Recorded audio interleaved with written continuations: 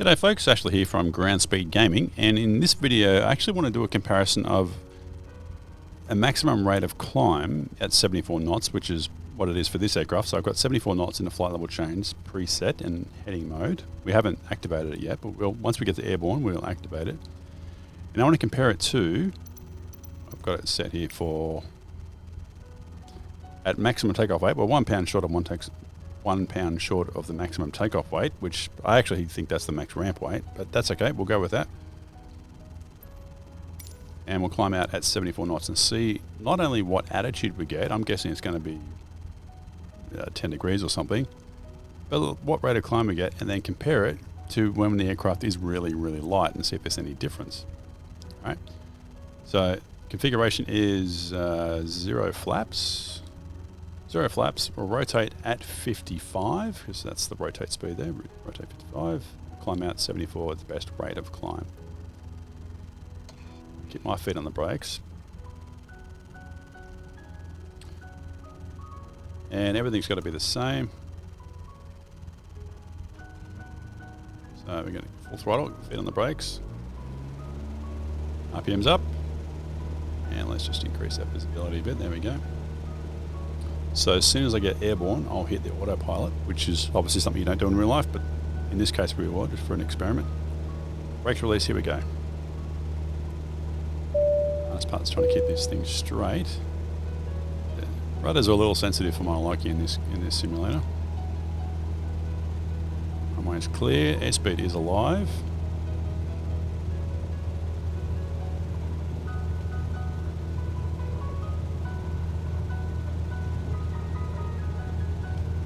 Rotate.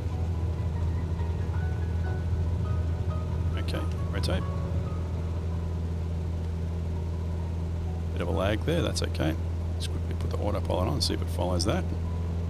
It should.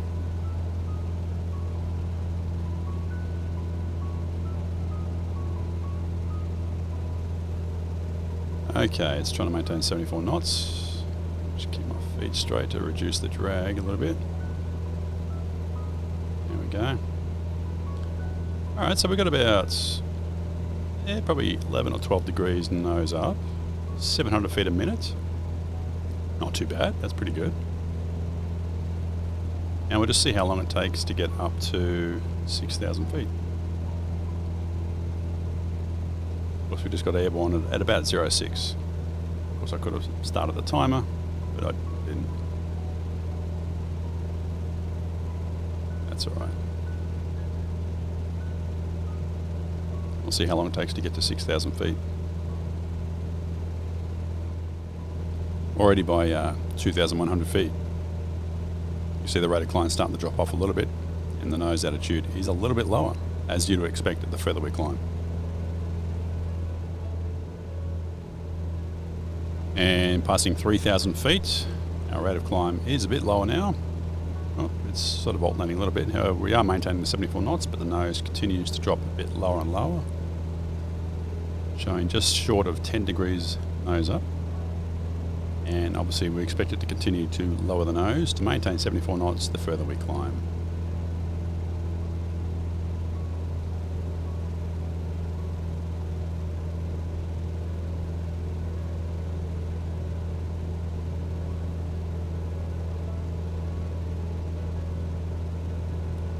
And just take note that I've actually forgot to turn the wind and the weather off, but the wind is pretty negligible, so I'll just leave it the same for the attempt at the lower weight.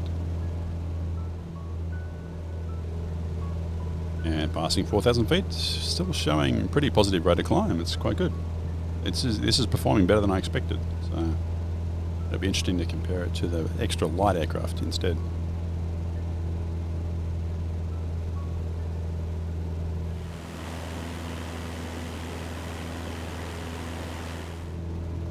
And as we approach 5,000 feet, you can clearly see, obviously, the rate of climb is continuing to decrease.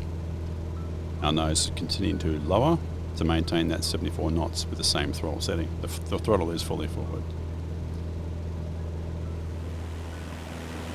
And this angle of pitch is based on 5,500 feet.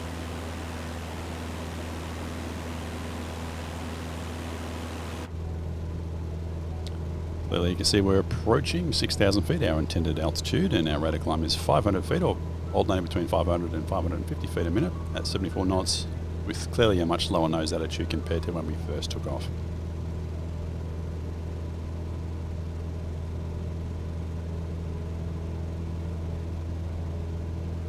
And the reason I chose 6,000 is because I didn't want to have to be here all day climbing to 10,000 feet or 15,000 or something, whatever altitude. So I figured 6,000 was adequate.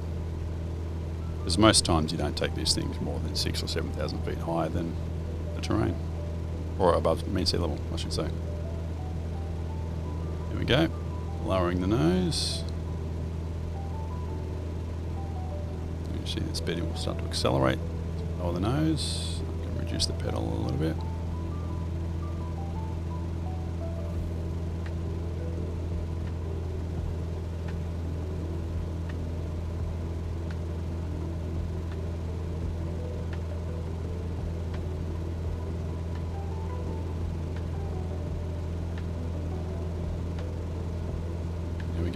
We have 6,000 feet, and let's say it's 15, so 5, 6, 7, 8. That was about 9 minutes. I think it was 06 when we took off.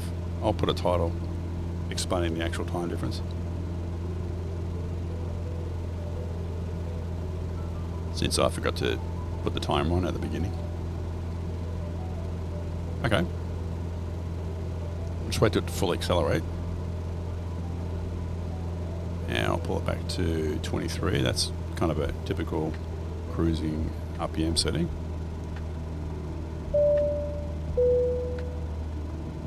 There we go, that's pretty good, 23. Let's just lean it a little bit, see if I can get some additional RPM out of it. There we go. Yeah.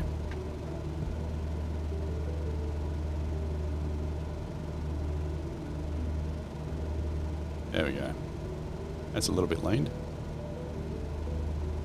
6,000 feet. I'd say it's probably, what, 2.5 degrees nose up in order to maintain 6,000 feet. How's it look from a profile perspective? Okay, yep. There we go.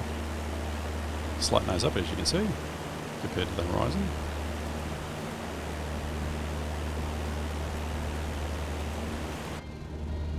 All right. From here, we'll go back to the runway and start with the aircraft that's much lighter. All right, we are back on the ground, and just like before, we're going to take off with a runway heading. Hang on a sec. Let's set that. Yeah, there we go. Runway heading, and we're going to climb out at 74 knots. I'll activate the autopilot as soon as we get airborne, which is obviously something you do not do in real life. And if you ever have a warning of a low fuel, you don't take off. So this is clearly not real life.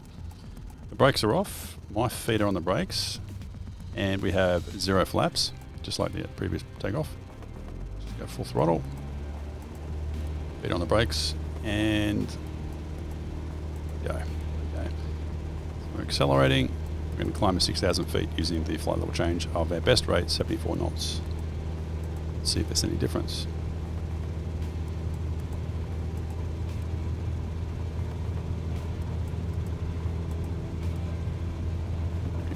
Spray tape.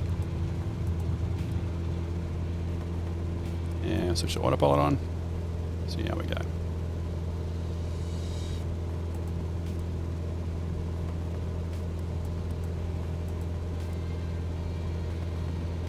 And it's adjusting to the 74 knots. And clearly we have a much higher rate of climb, so the flight sim does take it into account. That's good. I wasn't actually sure if it did. Let's just pull that sound back a bit. We know what an engine sounds like. But clearly the fuel levels are just unacceptable. You wouldn't do this in real life. But there is a difference in our rate of climb. That's excellent. I really wasn't sure if the sim would take that into account or not. So showing slightly above 10 degrees nose up. 950 feet per minute climb rate at 74 knots. So clearly there is actually quite a difference.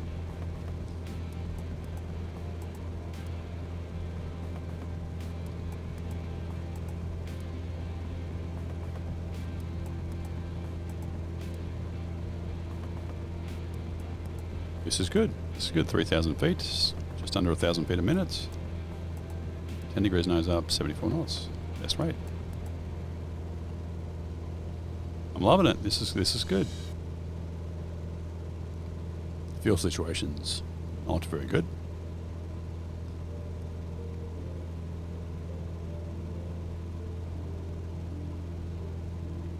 Will we make it to 6,000 feet with this level of fuel?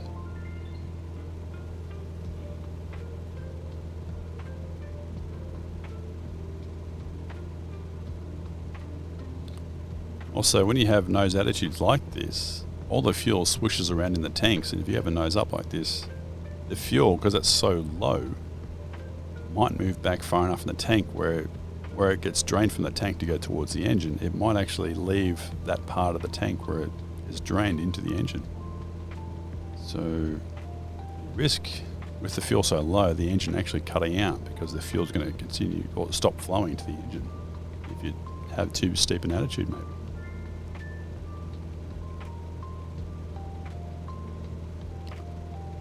So yeah, it's definitely risky having this low level of fuel.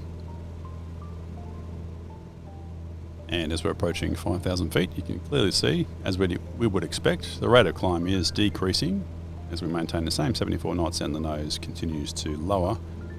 Still positive, but it's not as high as it was earlier, just to maintain that 74 knots with the same full throttle setting.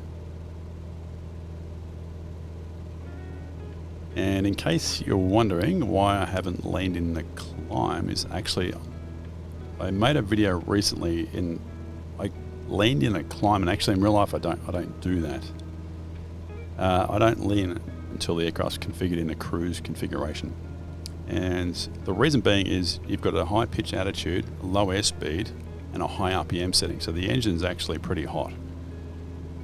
And with the excess fuel, it kind of acts as a form of coolant inside the cylinders. So yeah, I don't lean until I'm in cruising level. If I'm departing from a place like in Prescott, Arizona, the elevation was 5,000 feet of the airport, as soon as you start up, you lean it right away. And whatever you lean it to for taxiing, and you'll get a couple hundred RPM extra when you lean it properly. I'll leave it at whatever that setting is until I get to the cruise level, and then lean again later. Okay, we're at 6,000 feet. As you'd expect, it's lower to the nose, starting to accelerate. Our rate of climb is obviously decreasing.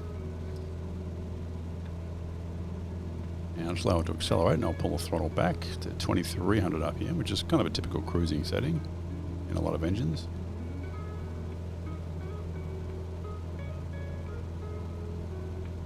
Alright, I'll start pulling it back now.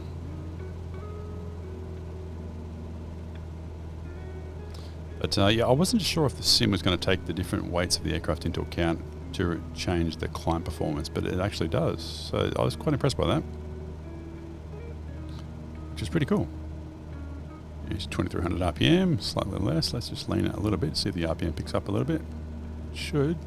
There we go. 10 more RPM. Yep. Bit more. Yep. Any more? No, that's it. Let's just go forward a bit. It's good. Yeah, 23, that's fine. Yep. How far back is it? Probably not very far. Yeah, it's not very far. I don't know how accurate the leaning is on the 172S model. All right, there we go. Clearly, there's a difference between performance with a heavyweight and a much lighter aircraft. So hopefully you got something out of this video, and yeah, thanks for watching. I'll see you later.